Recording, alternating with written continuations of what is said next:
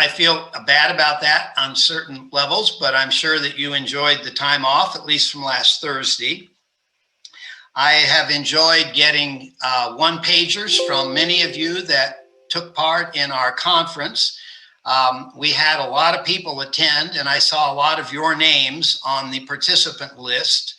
So I look forward to seeing your one-pagers. I think I gave you until midnight this coming Thursday to write those up for extra credit. And so I appreciate you all coming to those conferences, to those panels. It was very successful as panels go, as conferences go. We had people from all over the world that attended. We have a good participant list from that. So if you were there and you haven't written it up yet, go ahead and write it up and get it to me, and hopefully it'll be worth getting a few extra points on your grade. You'll notice that some of the lectures that I will be doing over the next couple of days will actually have a different caption to them. And by that, I mean that the caption will say the Vietnam War History 3330. The reason I do that is that I teach this course called the Vietnam War. It's a 16-week course. And it is my research, so I like to use the facilities that I have, because a lot of the images that I have are on those slides, and so it just makes sense that I do it that way. One of the reasons I was a little bit late getting into class today is that I just got done teaching an hour-long class on the Vietnam War at San Diego State University, and it's a 16-week course there. And I have good friends that teach there, so they asked me to teach today in terms of what it was like to be in Vietnam, and so that's what I did for the last hour and a half. So today, we're going to be talking, you remember we ended this last session, as I recall, with the assassination of John Kennedy, first the assassination of Ngo Dinh Diem, and then the assassination of John F. Kennedy. Lyndon Johnson becomes president of the United States, and he takes over this effort. He takes over this war in November of 1963. So what I'm going to be talking about today is LBJ's tour of duty to get ready for what's going to happen when he brings American troops into this war. So I've got a phrase up here called this coup shit.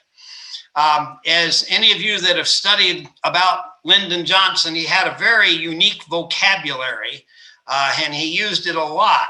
And the phrase that you'll see what I mean by the coup shit here in a minute. We can talk about the Gulf of Tonkin incident. I'm going to talk about LBJ's election and then what happens as we prepare to go to a much bigger involvement in Vietnam. So there's our boy, Lyndon Johnson, San Marcos, Texas.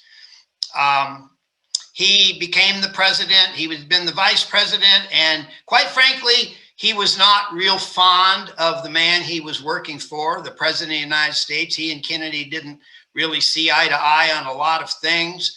But I think we can argue that LBJ did believe in the Vietnam War. He had actually gone to Vietnam a couple of times as vice president.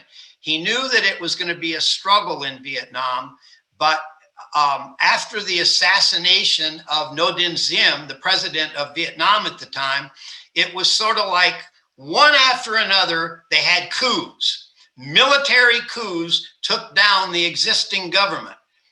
Here's a Time magazine cover of a guy by the name of General Duong Van Minh, and I've got in parentheses Big. His nickname was Big. They called him Big because I think he was about 6 foot tall. And a 6 foot tall man in Vietnam is a tall guy, because most of the men are in the range of about 5'4", 5'5". So Big Men was the one who was essentially responsible for the assassination of Ngo Dinh Diem. It was his military men who took the president down. Now, something that I didn't talk about the last time, but you need to know about, the United States of America was complicit in that assassination. Our CIA allowed it to happen. Did we cause it to happen? Probably not. Did we allow it to happen? Yes. And I told you about he was supposed to get freedom in Philippines and all that. But the truth of the matter is our CIA helped take down Ngo Dinh Diem through the efforts of this guy, Von Bang Bin Min. If you ever see this on an examination or something, you can think of him as Big Min. That'll be good enough. And then here's another guy. This guy's name is General Win Khan. He took down General Big Min's government in a military coup. In other words, there was fighting within the government of Vietnam, our ally, the South Vietnamese. There was fighting within their own military. And it finally blew up so much that LBJ just expresses, I'm getting tired of this coup shit.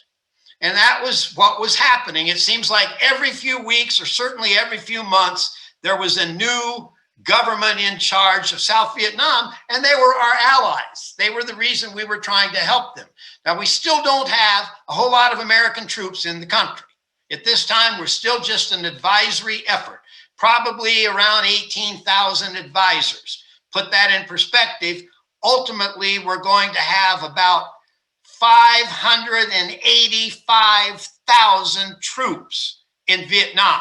Now we've got about 18,000. And none of them are what we would think of as being ground troops. No American units, all advisors at this time. Right now, we're in the spring and summer of 1964. Now, Lyndon Johnson has an election coming up. In November of 1964, he will be running for re-election. So let me go through some names here that you should know about. This is General Maxwell Taylor. General Maxwell Taylor was the chairman of the Joint Chiefs of Staff. But when LBJ came into power, LBJ arranged for him to become the United States ambassador to South Vietnam. In other words, he's going to take off the uniform. He's going to stop being a military advisor and becoming a civilian advisor. He's going to go from the Defense Department to the State Department, living in Vietnam and advising the President of the United States on civilian issues, even though he's a military guy. So think about that. We've now got a military guy running the State Department or running the ambassadorship in South Vietnam. Here he is as ambassador. So he took off the uniform. The new chairman of the Joint Chiefs that replaces General Taylor is a guy by the name of General Earl Wheeler. General Earl Wheeler, also an Army guy, and someone who will have a major role to play in the rest of the war. And then there's this guy, General William Westmoreland. He will become the main military director. We call him Comus MACV, commanding officer of MACV, Military Assistance Command, Vietnam. Just think of him as being in charge of the entire war effort in Vietnam. You'll be hearing me talk about him a lot as we get into the Americans being involved in the, more significantly in the war. There he is in his fatigues. It's called Army fatigues. You'll see on his left shoulder is the patch that I wore. It's called MACV, Military Assistance Command Vietnam. You'll recall in the last lecture, I put up a patch called MAG. That stands for Military Assistance Advisory Group. Military Assistance Advisory Group. It is replaced by the Military Assistance Command Vietnam. Think about the difference. In the MAG period, we're advisors only. Now we are command. We are preparing to be Americanizing this Vietnam War at this point. This is a picture of General Yarborough and John Kennedy. The reason I've got this up is that, as I told you about John Kennedy, he had a different idea as to how the military should operate during his administration. He was not like Eisenhower, that he thought that it was all about having the biggest nuclear power, although we were the biggest nuclear power. But from his perspective, it was important that we figure out a way to fight on the ground in small units. And he came up with this organization called the Special Forces.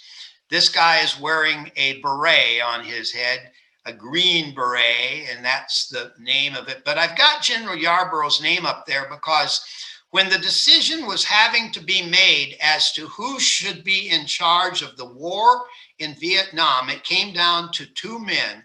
One was General Westmoreland, this guy, and the other one was General Yarborough, this guy.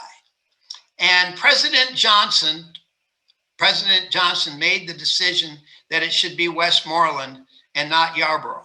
I think that was one of the fundamental mistakes that was made by American leaders in putting Westmoreland in charge. And I'll tell you why. Westmoreland was a World War II veteran.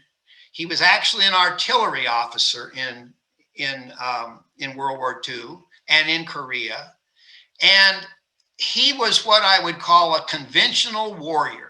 He believed that the way you win wars is to put large units on the ground with conventional weaponry, artillery, maybe some air power, men with rifles, and you storm the enemy. You fight him on the ground with the assistance of air power whenever it is necessary. Yarborough believed completely different. He didn't believe in large unit battles. He believed in small unit battles. He believed in having our men working with the local units, the local South Vietnamese units. I think it was a fundamental mistake on our part to choose Westmoreland over Yarborough. Now, I'll also say this, that there are many historians of the Vietnam War that totally disagree with me on that issue. They've studied it, I've studied it, and I've experienced it. And I believe that it was a fundamental error on our part to think of this as a conventional war instead of a counterinsurgency effort, which it should have remained, in my opinion. And as you know more about the war, that will start to make a little bit more sense, perhaps. In August of 1964, this destroyer called the USS Maddox was stationed in the Gulf of Tonkin, which is the water area outside of North Vietnam, outside of the Democratic Republic of Vietnam, outside of the communist country of Vietnam. It was attacked. First of all, it was there in support of sort of a clandestine operation that was going on with the South Vietnamese soldiers preparing to infiltrate the communist country of North Vietnam. We were there to support that operation with our US Navy, USS Maddox. And so one day in early August, it was attacked by this little boat, the Democratic Republic of Vietnam PT boat. It's the same kind of PT boat that President John Kennedy had commanded in World War II. They fired a few shots, fired a torpedo, a couple of them missed, the Maddox, one of them hit, but didn't do any damage at all. President Johnson was told that we have been attacked. Our USS Maddox has been attacked by the enemy. We had an aircraft carrier in the area called the USS Ticonderoga. the USS Ticonderoga sent some aircraft to bomb and attack those PT boats that had attacked the Maddox. There were fighter pilots on this aircraft carrier, American fighter pilots, that wondered why we were sending such an aggressive force to fight PT boats that hadn't done any damage. In other words, in their own diaries, they were questioning the response as to whether or not it was the proper response, measured response, you might say. And then a couple of days later, another destroyer that we had in the area called the USS Turner Joy was also attacked, supposedly. Now you're thinking, what do you mean supposedly? Either was or it wasn't. Well, guess what? That's about 57 years ago. And we still don't know for sure what happened. Most historians believe, and we don't have access yet to all of the records. Some of them are still declassified, and some of them are still classified, and we can't get them declassified to know exactly what happened. But we do know that the records that are on the destroyer and some of the sailors who were on the destroyer said nothing happened, said they were never attacked. But the bottom line is President Johnson used the attack on the Maddox and the supposed attack on the Turner Joy to begin a war in Vietnam. Now, for those of you that are of your generation that remember, and none of you remember 2003, you're probably hardly old enough to remember, but in 2003, when America went to war in Iraq, one of the reasons we went to war was because supposedly we found that Saddam Hussein had weapons of mass destruction. As you know, we went to war, and those weapons of mass destruction have never been found to this day. We know that somehow or other we either misinterpreted the intelligence or we lied about the intelligence. We don't always know for sure when these kinds of things happen. Bottom line, the United States is going to go to war in Vietnam because of something that sort of happened and something that probably didn't happen. President Johnson is going to sign the Tonkin Gulf Resolution. The Tonkin Gulf Resolution essentially says that the United States will do everything in its power to resist the aggressive nature of the enemy, the communist government of North Vietnam, the Democratic Republic of Vietnam. The vote to go to war was 435 to nothing in the House of Representatives. And I believe it was about 94 to 2 in the Senate. There were only 2 senators that voted against it. Wayne Morse of Oregon and a guy from Alaska. Those were the only 2 senators, and no congressman voted against the resolution to go to war in Vietnam based on the information that was flowing into them of what happened in the Gulf of Tonkin. Now, Lyndon Johnson was running for president for the first time. Remember, he became president because of the assassination of John Kennedy.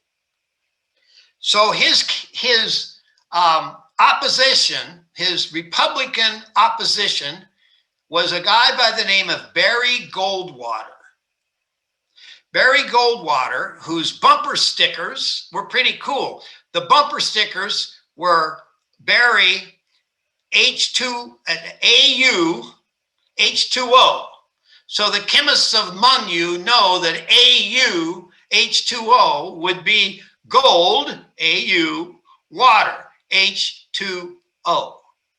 So that was his bumper stickers. I thought that was very cool. He was called the conscience of the conservatives. He was a Republican. He was from Arizona. He was also a reserve Air Force general. He flew jet aircraft. He was considered to be somewhat of a warmonger. He supposedly said, although we don't have exactly the words that he used, but it was sort of understood that he gave an impression that if he were elected president of the United States, he would bomb Vietnam back into the Stone Age. Now, people interpreted that to mean he might use nuclear weapons against Vietnam. Now, remember, we're not really there yet. We don't have any ground troops there. We've got about 18,000 advisors. And President Johnson is taking the position that we're going to continue to keep our advisors there, and we're going to assist the people in South Vietnam, the Army of the Republic of Vietnam. We're going to try to build them up so that they can fight their own war against the communist government of North Vietnam. That's the plan. Remember, we're in August of 1964. The election will be held in November. Now, I can tell you that my memory, and this is my memory more than my scholarship, my sister-in-law, my wife's sister, was a student at the University of Michigan. And in May of 1964, she got her bachelor's degree from the University of Michigan. And I went to the graduation ceremony with my family. And I was not married. I say with my family, I wasn't married yet. I was 2 years away from being married to the wife that's now my wife. But I went to the graduation services in the football stadium. Any of you that are football fans, you've heard about the phrase, the big house, Ann Arbor, Michigan. Well, that's where we were. It seats about 110,000 people for football. That day, there was probably 50,000 people for a graduation ceremony, and they had the President of the United States. I can tell you that in that address, his commencement address, he didn't mention one word about Vietnam. This would be in May, before Gulf of Tonkin. But he didn't mention a word. All he talked about was, and he used the phrase that day called the Great Society. He was going to create the Great Society. Lyndon Johnson's goal was to become the next Franklin Roosevelt. You've studied Franklin Roosevelt, you know about the Great Depression. Franklin Roosevelt was known as the man that changed Americans' attitudes in-house, domestically. That's what Lyndon Johnson wanted to be. His goal was to he actually created what he called the War on Poverty. He signed the Civil Rights Act that couldn't get passed during the Kennedy administration. He signed the Voting Rights Act that couldn't get passed during the Kennedy administration. That's the kind of president LBJ wanted to be. But instead, he will get mired down in this war. Now, I've got a picture of this little girl, and I'm going to be sending you a link that I want you to watch. This little girl is part of one of the most famous ads, television ads, that was only run one time because of its controversy. And so I'll send you the link and you can look at it. It's a couple of minutes long is all. But this little girl has got a little daisy of some kind there. And she will start to pick these little daisies off as she says 10, 9, 8. And then it will fade away from this little girl and it will show, and a man's voice will come on and he will say 7, 6, 5, 4, 3, 2, 1. And there will be this explosion of an atomic weapon. And then Lyndon Johnson's voice will come on. And it will say, we must love each other or we will perish. The idea being, if you vote for Barry Goldwater, you're going to have war, a nuclear war. Won't necessarily be about Vietnam, but remember, by this time, 1964, we've got nuclear weapons that are 100 times greater or 1,000 times greater than anything that we used at Hiroshima and Nagasaki. So this was the kind of campaign that Lyndon Johnson ran, is vote for me to be safe.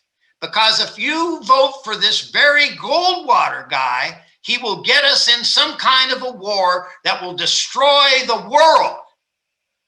That was the efforts of Lyndon Johnson.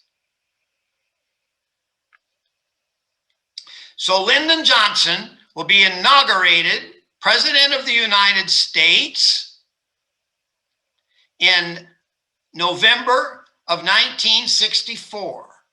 He wins the election against Barry Goldwater, pretty sizable margin of victory, and becomes President of the United States.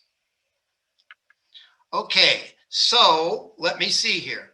Hold on for a minute. I'm going to switch gears on you.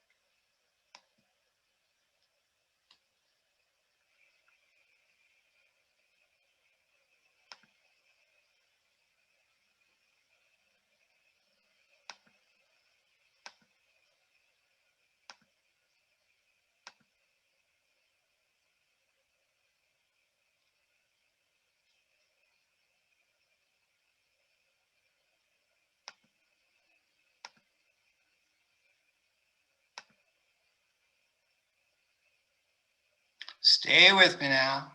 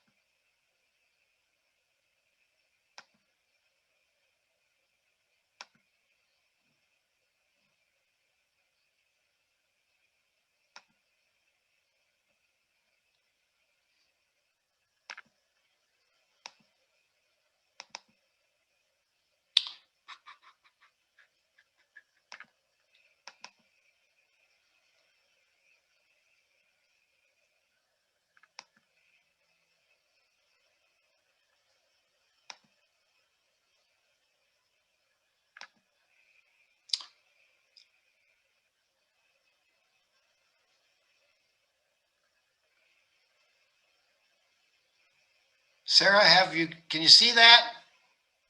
Yes, I can. Okay. All right. So we're going to go with this now. Okay. So now what we're going to do is to see what LBJ does once he's elected President of the United States. So he takes office legitimately with his own election. I shouldn't say legitimately, but he certainly becomes his own president after the election in November, in January 20th of 1965. And it's going to become very obvious. He's got the authority, remember, from the Gulf of Tonkin resolution. He's got the authority to do pretty much anything he wants to do in Vietnam because of the Gulf of Tonkin resolution. So he will launch what we call Operation Rolling Thunder. Operation Rolling Thunder is the authority to use air power to bomb North Vietnam, this area north of the 17th parallel, up here. He has the authority to do this. Now, I will argue that he had the authority in August, but he was afraid to use it during the campaign against Barry Goldwater because he was afraid that people would see him as a warmonger. And that's what Barry Goldwater was. So instead of using the authority under Operation Rolling Thunder, he doesn't do anything in September, October, November to do anything to change what's going on in Vietnam.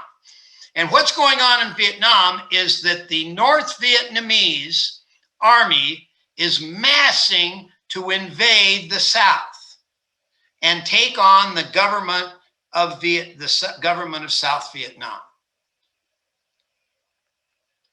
So here's the guy that's in charge, William Westmoreland. We talked about him before. Here's Ambassador Taylor, our civilian guy, ambassador. So Lyndon Johnson will authorize right after his inauguration, Operation Rolling Thunder. Now, if you can't remember that, take a look at my shirt. This is my shirt, says Rolling Thunder on it. Rolling Thunder, this is not what you're talking about. This Operation Rolling Thunder happens to be a motorcycle rally that takes place every year in Washington, D.C. on Memorial Day. And it's been taking place since probably about 1975, after the war ends. Bikers from all over America ride to Washington, D.C. and mass at the Pentagon, and then ride through the streets of Washington, ending up at the Wall in Washington. And I have participated in that about 5 times. We ride from Orange County, California, all the way to Washington, D.C., stopping at American Legion and VFW halls all the way across America. By the time we get there, we're about 300,000 bikers. Great rally. That's what this shirt's about, not this one. This is an F-4, this is an F-100, dropping bombs on North Vietnam. LBJ said, I will pick the targets. I don't want anybody but me picking the targets. Or to use LBJ's beautiful vocabulary, you can't bomb a shithouse without my authority. And Lyndon actually did that, sat down and helped pick the targets. Not exactly what a president of the United States ought to be doing. Well, Ambassador Taylor, who had been he was a military guy, obviously. He was the chairman of the Joint Chiefs of Staff, so he knew a lot about operations, but now he's the ambassador. He comes up with an idea. You can write this down. Comes up with an idea called the Enclave Strategy, spelled E-N-C-L-A-V-E. The Enclave Strategy. He says, with Operation Rolling Thunder, we're going to have to bomb areas just across the 17th parallel. We need Air Force bases in South Vietnam to keep our aircraft handy. And if the war picks up in South Vietnam, we can use those same aircraft to help the South Vietnamese fight. So he suggests that we bring in the United States Marines. And the Marines will set up an enclave. The Marines will set up a cordon around the Air Force Base to protect that Air Force Base from being fired upon and attacked by Viet Cong, or maybe someday even North Vietnamese. Now remember, at this time, we're now in January and February of 1965. There are no American ground troops in South Vietnam. There are no communist troops from the North in South Vietnam. That's January, February. So we bring in these Marines. So I've got their patch there. You can take a look at that patch and then you can see it in camo. So the United States Marines are going to invade South Vietnam. How are they going to invade? Well, they're going to come in at Da Nang, the same place the French had come in back in 1856, and then again in 1947. And now come the United States Marines to invade Vietnam at Da Nang, a place that we generally call China Beach. If you ever want to see some really neat video, some television series called China Beach about nurses in Vietnam, I think it's on some of the video channels. We bring in the Marines. The Marines are going to invade in a typical Marine fashion. Now you're used to seeing Marines. You've seen Marines in World War II invading places like Iwo Jima and places like Okinawa. Let me show you a picture of the United States Marines invading Vietnam. Oh my goodness. They have leis around their necks. They're carrying their weapons under their arms. They have smiles on their faces. Those leis have been placed around their necks by beautiful Vietnamese women dressed in traditional halyais and kissing them on the cheeks. Not much of an invasion, huh? So if you ever talk to any Marines who were part of the invasion and they tell you they got shot at a lot coming on the beach, they're lying. This is what the Marines were met with. Now, to be fair, the Marines will be in some shit pretty soon. But at this moment, when they first come on shore, they are welcomed by Vietnamese, South Vietnamese women, because we're coming to help them fight this insurgency of Viet Cong. Remember, at this time, it's just Viet Cong. No soldiers from the North, just Viet Cong, constantly causing problems. Just a couple of months later, we will bring in Army troops. The first Army troops that are brought in is the 173rd Airborne Brigade, who are stationed in Okinawa. They will come in and we will bring them in further south, down around Saigon. That's where these guys are coming in. So we've now got, by July of 1965, we have Marines in the north and we have Army in the south. And when I say the north, I'm talking about northern South Vietnam. We still don't have any Marines in North Vietnam. We don't have any American soldiers in North Vietnam. And guess what? We will never have any American ground troops in North Vietnam. We will never invade the communist enemy's territory in the north. In the entire war, we will never invade North Vietnam. Now, you will start forming opinions about how the hell is that a way to fight a war? And I understand you're thinking that way. That'll be part of the thinking that you're going to have as I talk about how we fought this war. From the perspective of the United States military, we are fighting a limited war. We have a limited objective. The limited objective of the United States is to keep South Vietnam free, to keep South Vietnam a democratic republic, okay? And to not try to expand the war into the north. Now, how did the United States fight this war? Well, we've got the 173rd Airborne Brigade down south.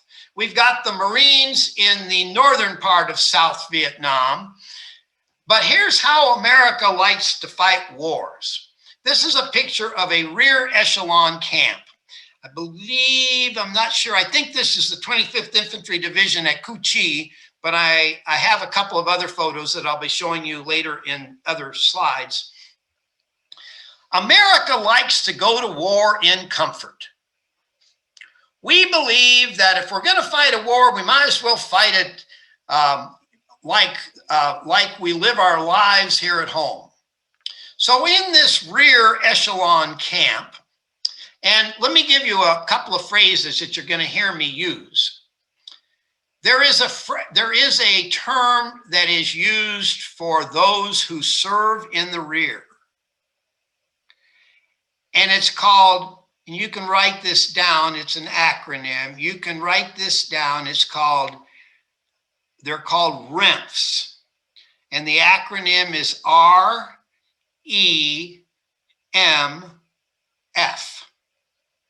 REMF. The first two words of REMFs is rear echelon.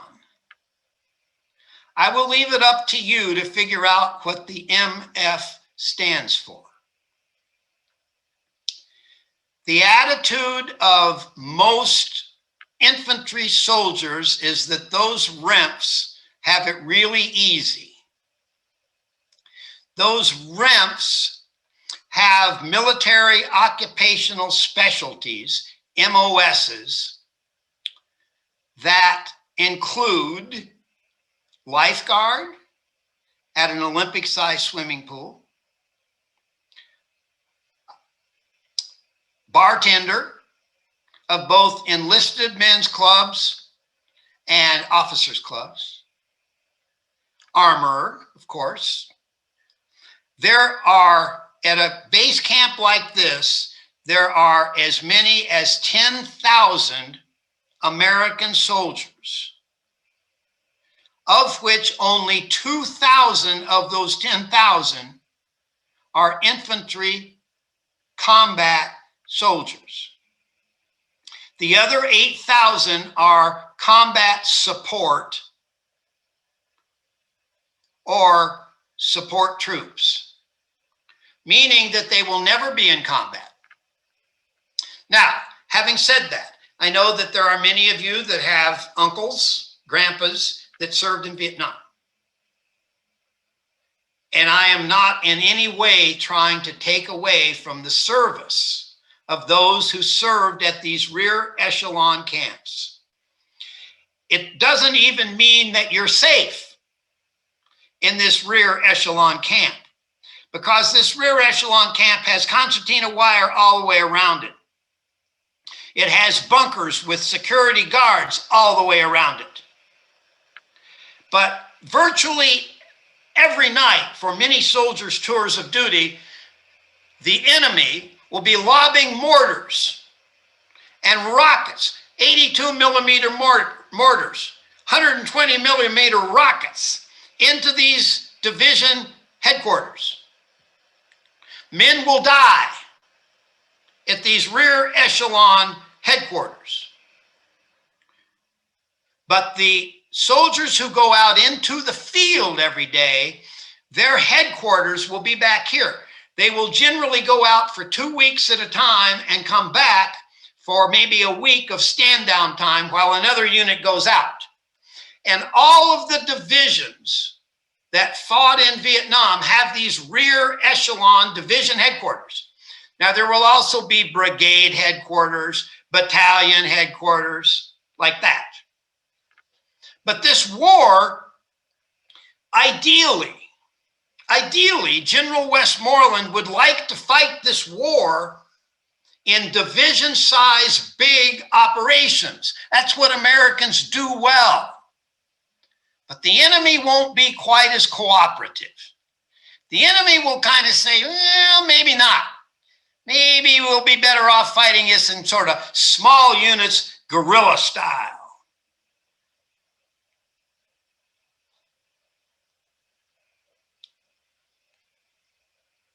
This is the patch of the 1st Air Cavalry Division. You'll notice how bright yellow it is. This is a patch that many soldiers will wear on their left sleeve. When you see pictures, I don't know how it is in the Army today, but you'll see pictures of American soldiers, and the patch that they wear on their left sleeve is their unit patch. On their right sleeve, they will wear the patch of a combat unit that they were in before they were assigned to this unit. Okay?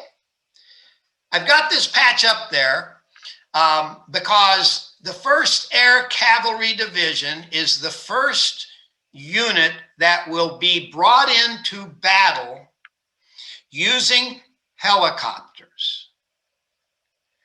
Instead of riding horses, they got a horse on there because the 1st Cavalry Division and the 7th Cavalry Division were Custer's unit at the Battle of Little Bighorn, which I talked about 6 weeks ago or whatever. But the 1st Air Cav, we put the air in there because they're not going to ride into battle. They're going to fly into battle. And this is going to become one of the first large units to go into battle against those soldiers in the North, those soldiers who are sent south by the Democratic Republic of Vietnam, the communists up there.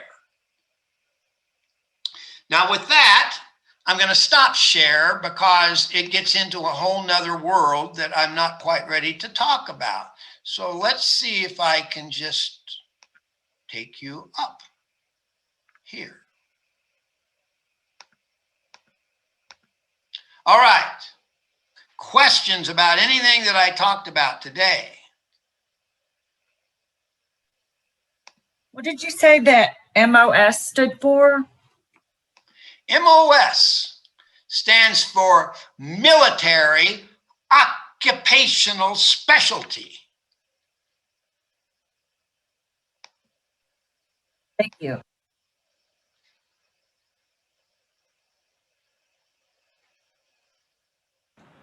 Professor, I have a question. Yes, who is this? I can't see you. Anderson. Anderson. Okay, go ahead. Would that ratio of like 8-2 of occupational people in the back compared to the frontline soldiers continue throughout the war? It'll not only continue, in some ways it'll even get greater because as the war goes on and America struggles on the ground, we'll start relying more on air power. And the idea is that the theory behind it is that it takes 8 soldiers to support 2 infantry soldiers. But the truth of the matter is the United States is going to try to fight this war and avoid the lethality that takes place on the ground, okay, of infantry soldiers. So what you're going to see happen as the war goes on is that we'll try to figure out ways. We're going to become very frustrated. We want a division-size operation. We will send, not division operation necessarily, but certainly battalion and brigade, meaning several thousand men at a time. And we're hoping that the enemy will, if the enemy wants to take down 2,000 of our guys, they're going to have to send 5,000 or 6,000 of theirs. And with our technological advantage, with our air power, we ought to be able to destroy that kind of a size. The enemy's going to figure that out. And they're going to say, we're not going to fight like that. On Thursday, I'm going to talk about a battle called the Battle of the Ia Drang Valley. If any of you have ever seen a movie called We Were Soldiers, that's the movie about this battle. And the enemy will learn more in their defeat than we will learn in our victory. And they'll decide to fight the war that way with small units rather than these big units that we have. So when we think about the maximum amount of soldiers that the United States will ever have there is 585,000. And of that 580,000, only about, we can argue that probably only 20,000, only about 100,000 will actually be there. It depends, because it always gets difficult to call somebody a combat support if they're listed as being part of the 1st Air Cavalry Division and they have an MOS that's not military, that's not infantry, then they're considered combat support. Bottom line is, what you need to know is it's a high percentage of soldiers that never see combat or never assigned a combat role. Doesn't mean they don't get shot at, and it doesn't mean they're not in danger every single day. So those of you that have an uncle that was an armorer at with the 25th Infantry Division, he served his country well by being an armorer of 25th Infantry Division. Anyone else? Yes, I have Claire. something. What was it that Lyndon B. Johnson wanted when he was running against Barry Goldwater? What was it that he wanted? Well, the name of his campaign was the Great Society, and the Great Society was a domestic attempt to do away with poverty in America, and do it in whatever means was necessary. He obviously got bills passed through Congress, voting rights, civil rights, that sort of thing on civil rights. But he also launched the War on Poverty, looking at how we can best keep people from being into a poverty situation, not necessarily just racial issues, but also socioeconomic issues. Okay, thank you. I have a question. Yes, Emily. What was the significance of General Win Khan? General Win Khan was actually the military coup that took down General Big Min. And General Big Min was the first coup that took down No Dinh Diem. And I could give you 20 more, but I'm not going to. Gotcha. As LBJ said, he actually said, I'm getting tired of this coup shit. And he meant it. Anyone else? Yes, sir. Oh, sorry. Gavin? I got Gavin. Gavin Spence. Okay. What did the last 2 letters of Kempf mean? Last 2 minutes. Letters. Last 2 letters of Kempf, MF, like KEMF. No, REMF. Oh. What were the last? Rear echelon. Oh, yeah, you're right. Rear echelon. You want to know what the last 2 mean? Yeah. I'll tell you what. If you go out and drink a beer with your buddies tonight and say, "Do you guys know what MF means?" And they will probably get a big grin on their face and say, "Well, you don't know what that means?" I'm so confused. Pardon? I said I'm confused. You're confused. I just look it up.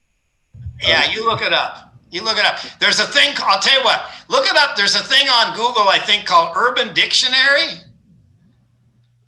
Type it into Urban Dictionary and you'll get it. It pops up on Wikipedia just fine. It's actually kind of funny. Kevin? Yeah, it pops up on Wikipedia just fine. It's kind of funny to see that phrase on Wikipedia because you don't see it all that often. Okay. Yeah.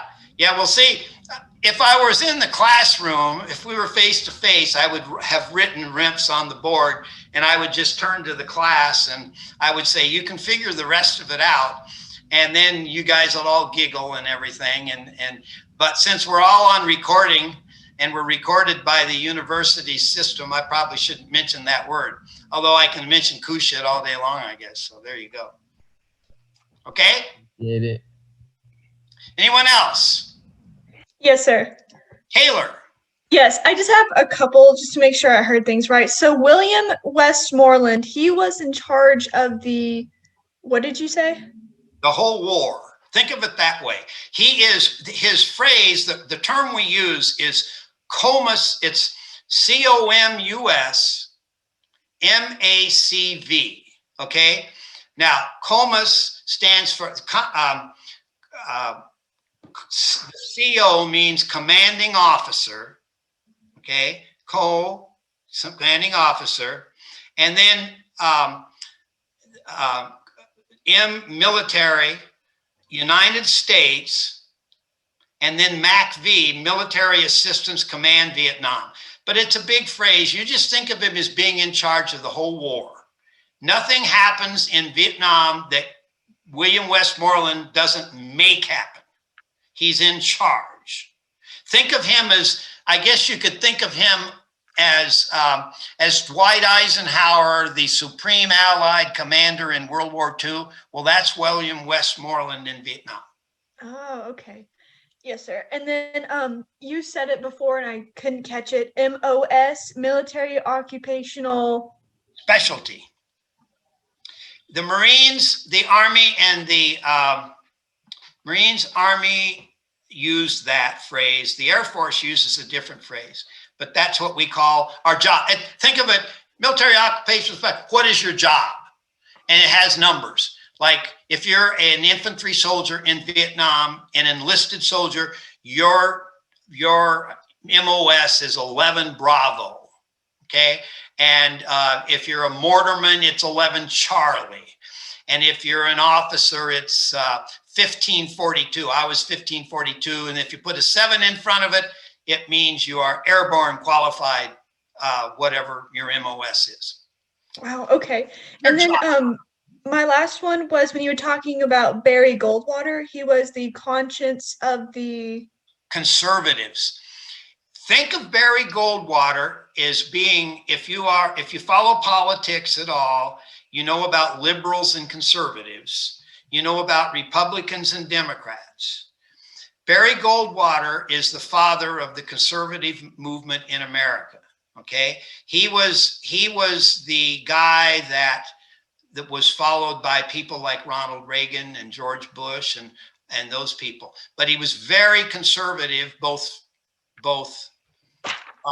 domestic policy wise and foreign policy, particularly foreign policy.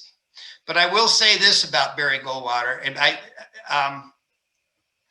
he stays on as a senator into the 1990s, and he will become very important in the realignment and the structuring of the United States military after our defeat in Vietnam.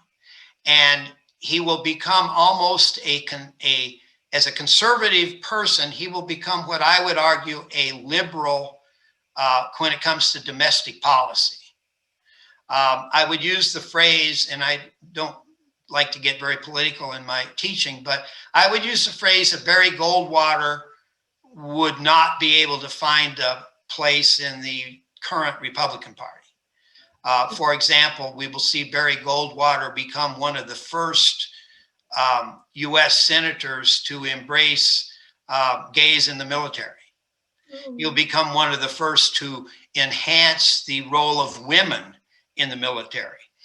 And it's kind of strange because people think of him as this right-wing guy when you use phrases like right-wing, but he would have been the first to say, if you are qualified to kill, if you are qualified to fly a jet aircraft, I don't care what your sexual orientation is. I don't care who you love.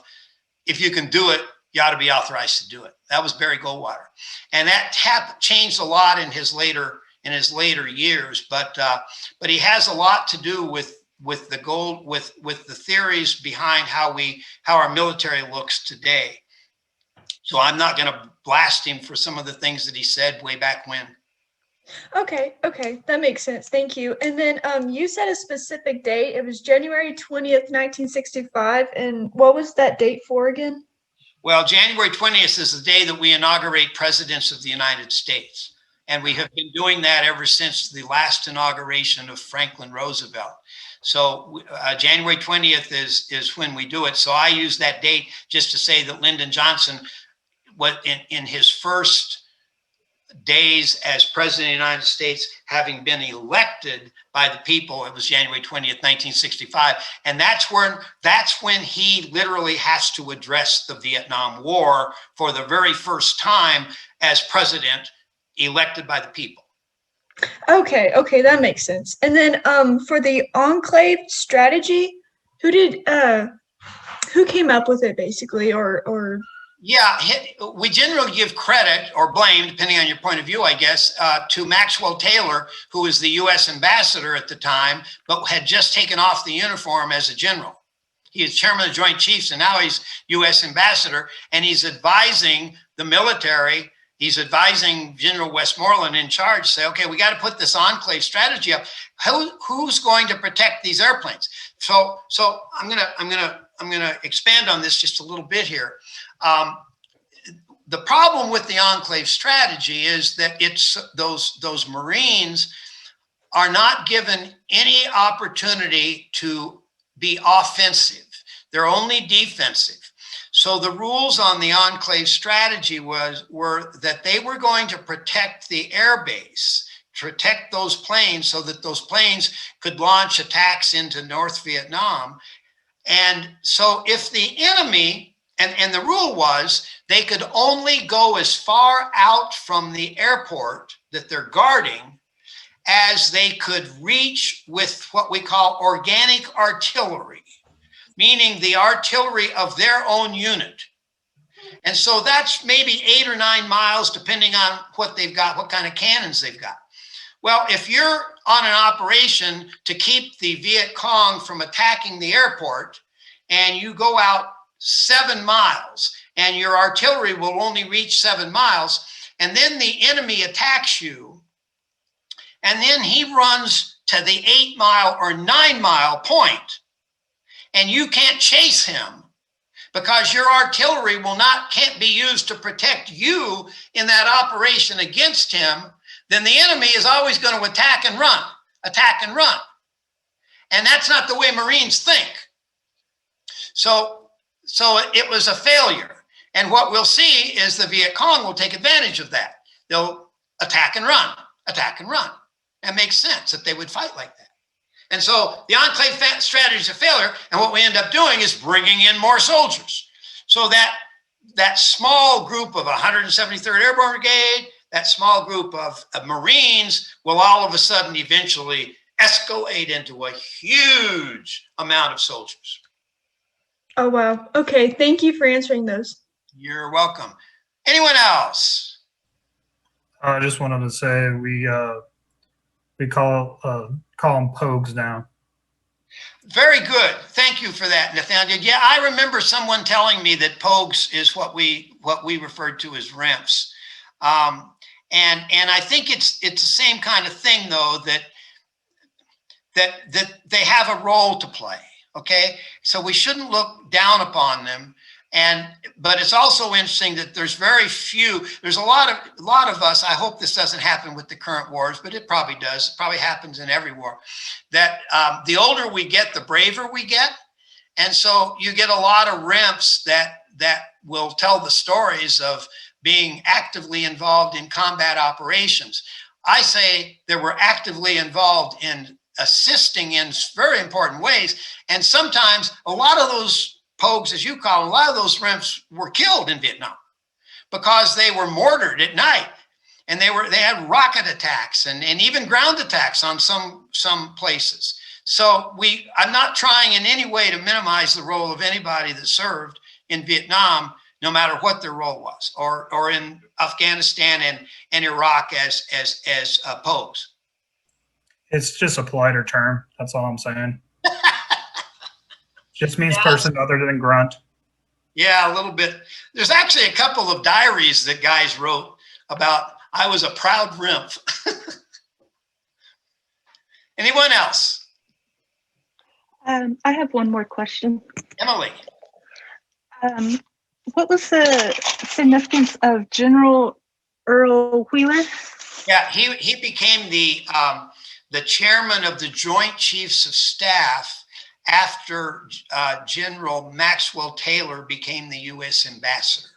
So we can think of it this way. It will be Earl Wheeler that will be the general back in the States, Westmoreland's boss effectively during the war in Vietnam.